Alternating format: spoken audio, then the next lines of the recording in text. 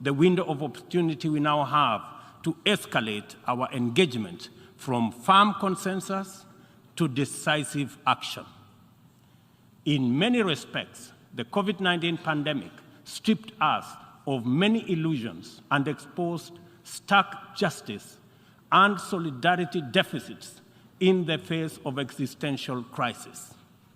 It brought into sharp focus the global economy's two-lane highway, repressively patrolled by a rising tide of exclusionist nationalism, a specter that undermines prospects of collective action and significantly impairs the resolve of the international community to guarantee fundamental rights, including safety and dignity of the world's vulnerable majority.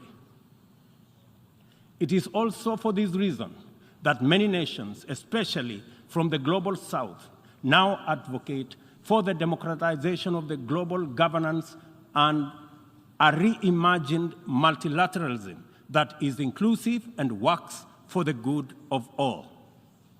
Kenya stands ready to work with other nations to achieve the Pan-Africanization of multilateralism and a more just and inclusive system of global governance. It is important to reflect on these matters as we do our best to get our people, enterprises, and industries back on their feet so that the engine of development can power our societies towards prosperity that actually leaves no one behind. Building back better is the universal rallying call to incorporate lessons learned into doing more in a better way to recover from the shock. I suggest that we have a golden opportunity to faithfully adhere to this motto by augmenting it in word and in deed with an additional B, building back better from the bottom. Building back better from the bottom upwards is essentially about including the marginalized working majority in the economic mainstream. The bottom millions relentlessly wage their daily battle for survival in a crowded arena characterized by scarcity of opportunity and generally precarious existence. The ingenuity, optimism, resilience, and energy in this ever-bustling bottom is sometimes called hustling.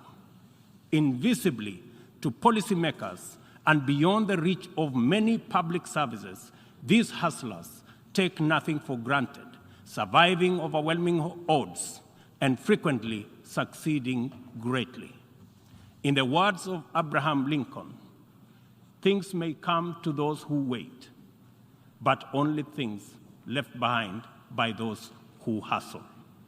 It is time to bolster the resilience of our nations, to mainstream these millions through deliberate strategies and efforts for economic inclusion by building back better from the bottom up.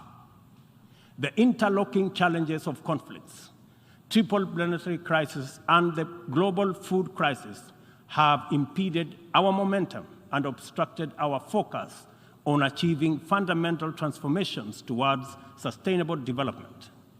In the Horn of Africa region, severe drought and disruption of supply chains due to the COVID-19 pandemic, as well as the Russia-Ukraine conflict, have left us food insecure, and consequently, we have been constrained to repurpose our strategies to prioritize drought and famine relief, insulating education and from disruption and improving social protection and healthcare systems to secure the well-being of our people. Many countries now bear witness to the unsettling phenomena of rivers, canals, and water reservoirs that are drying up on account of drought and heat waves occasioned by climate change. Kenya is no exception.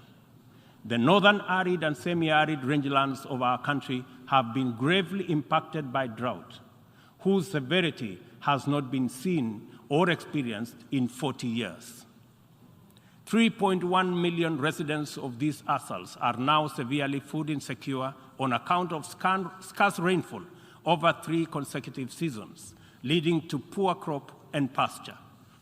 This unprecedented confluence of intensely adverse events has exacerbated water scarcity and starvation, worsened by rising food prices, thus complicating Kenya's roadmap towards delivering good quality of life to our citizens and hindering the progress to achieving SDG number 6 and SDG number 2. Severe drought has affected not only the Horn of Africa and the Sahel regions, but continues to devastate many others, including Asia, Europe, and the Americas. If for no other reason, the fact that we all are in this together must strengthen the case for concerted efforts across continents. With this in mind, I call on member states and all relevant stakeholders to demonstrate strong political will and showcase effective cooperation by supporting the most affected countries financially, as well as through sharing land restoration and climate change adaptation technologies. It is through collaboration to expand inclusion that we can attain a new paradigm in multilateralism. The latest report of the Intergovernmental Panel on Climate Change reminds us that we cannot afford to waste another moment debating the merits of doing something vis-à-vis doing nothing. It will soon be